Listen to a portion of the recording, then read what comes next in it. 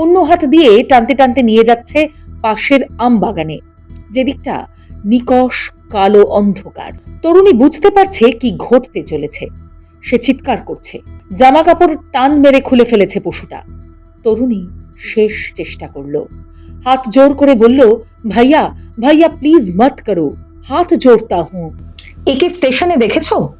হ্যাঁ স্যার, এই ছেলেটাই তো আমাকে জিজ্ঞেস করছিল কোথা থেকে হাওড়া যাওয়ার ট্রেন পাওয়া যাবে।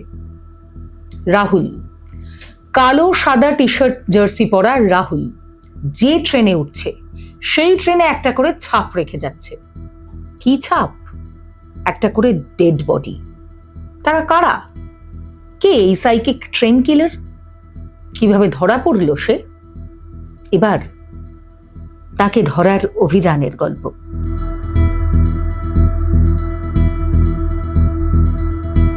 11 দিনে 5 জনকে খতম করা, সবই চলন্ত ট্রেনের মধ্যে। একটি শুধু রেল লাইনের পাশে। রাহুল করমবীর যখনই ট্রেনে উঠত, আশপাশের কোনো না কোনো সহযাত্রীকে শেষ করে দেওয়ার ইচ্ছা হতো। সাইকিক সিরিয়াল কিলার হরিয়ানার রোহতকের রাহুলের ট্রেন কিলিং ছিল প্রিয়তম নেশা। এহেন রাহুল করমবীর ধরা পড়ল কিভাবে? একটি নয়, দুটি নয়, তিনটি নয়, 5টি রাজ্যের রেল পুলিশ, সিআইডি এবং স্পেশাল ইনভেস্টিগেশন টিম তাদের মধ্যে সমন্বয় করতে বাধ্য হলো। তাদের মিলিত অপারেশনে সক্ষম হলো তারা রাহুলকে ধরতে। 29 বছর বয়সী প্রতিবন্ধী এক যুবক রাহুল। কেন?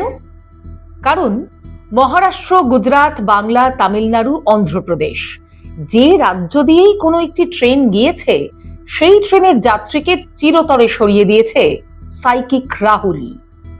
প্রথম ক্লু কি ছিল? দেখা যাক। এনি রিকভারি জানতে চাইলেন ভালসাদ ডিভিশনের ডিএসপি এ কে বর্মা।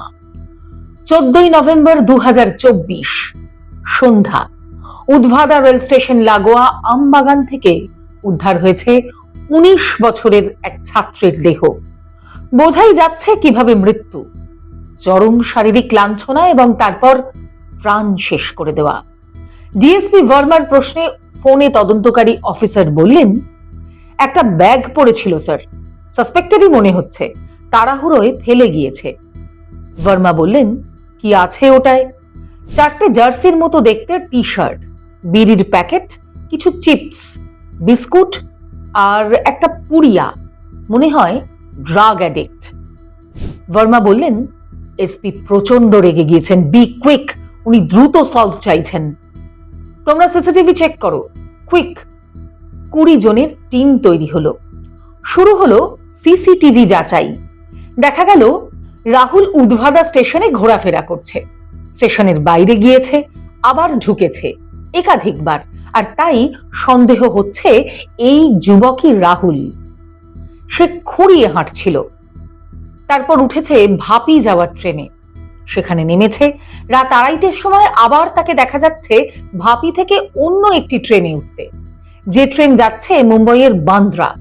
ভাপি থেকে বান্দ্রা প্রতিটি স্টেশনের সিসিটিভি চেক করা হলো। হ্যাঁ, সাদা কালো জার্সি পরা সেই ছেলেটা।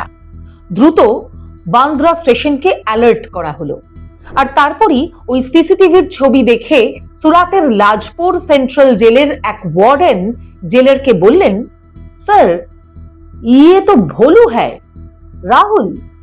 জেলার বলল, তাই নাকি? আমাদের জেলে ছিল? না স্যার, বিকানের জেলে একটা ট্রেনিং এর সময় দেখেছি ছেলেটাকে, একটা পা খোঁড়া ওর। বিকানের জেল? তার মানে জেলবন্দি ছিল? হ্যাঁ স্যার, ট্রাক ড্রাইভারকে গলা টিপে। সঙ্গে সঙ্গে সেই খবর পেয়ে সব পরিচয় ফাঁস হলো রাহুলের। সে হরিয়ানার ট্রাক চালক, আর ট্রেনের আগে সে ট্রাক ড্রাইভারদের মারত ধাবার মধ্যে, সেই কারণে জেলেও ছিল। কিন্তু এভিডেন্স নেই, তাই ছাড়া পেয়েছে জামিনে। বান্দ্রা স্টেশনের বাইরে বসা ডাব বিক্রেতা হকার জিআরপি কে বলল, হ্যাঁ এই ছেলেটা তো হাওড়ার ট্রেন কত নম্বর স্টেশনে আসবে জিজ্ঞাসা করছিল। শুনেই হাওড়ার টিকিট 48 ঘন্টার মধ্যে কতগুলি বুক করা হয়েছে খোঁজ নেওয়া হলো, কিন্তু আর কোনো ট্রেস নেই।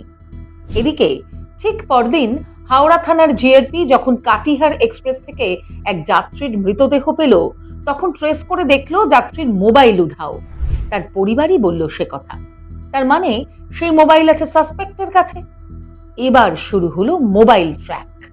হাওড়া জিআরপি দেখতে পাচ্ছে তাদের সাসপেক্ট যে রুটে যাচ্ছে সেই রুটে সাধারণত এর্নাকুলাম এক্সপ্রেস যায়।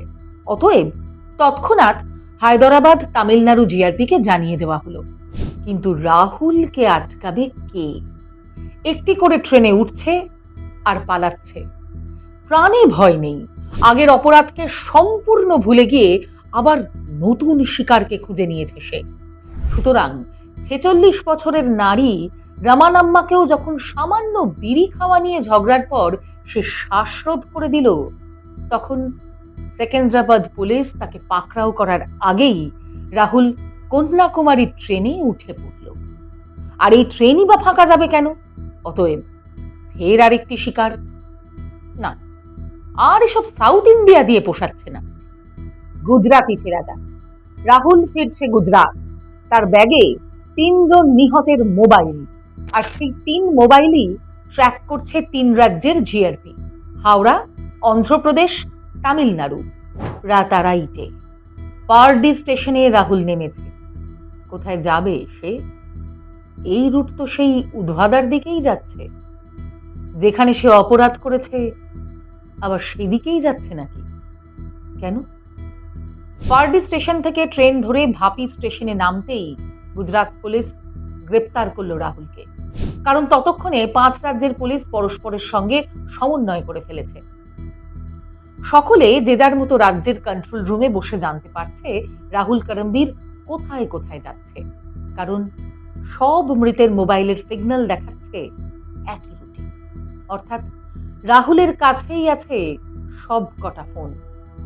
11 দিনের মধ্যেই এভাবে 4 জনকে বিনা কারণে সরিয়ে দিলি? ক্রোনোলজি কি? ক্রাইম স্পটে নিয়ে চল আমাদের। প্রত্যেকটা স্পটে যাব আমরা। গুজরাট পুলিশ বলেছিল জেরার সময়। তখনও তারা জানে না, 4টে নয়, আরো একটা শিকারকে রাহুল সরিয়ে দিয়েছে এই সময়সীমার মধ্যেই। সোলাপুরে এক মহিলাকে। কেন?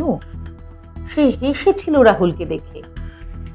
রাহুল বলেছিল, না না, অক্টোবর মাসে একটা, তাছাড়া জুন মাসেও একটা হয়েছিল স্যার। ওই ছেলেটা চোখে দেখতে পারতো না ঠিকই, কিন্তু হাঁটতে তো পারতো, তাই আমার রাগ হয়েছিল।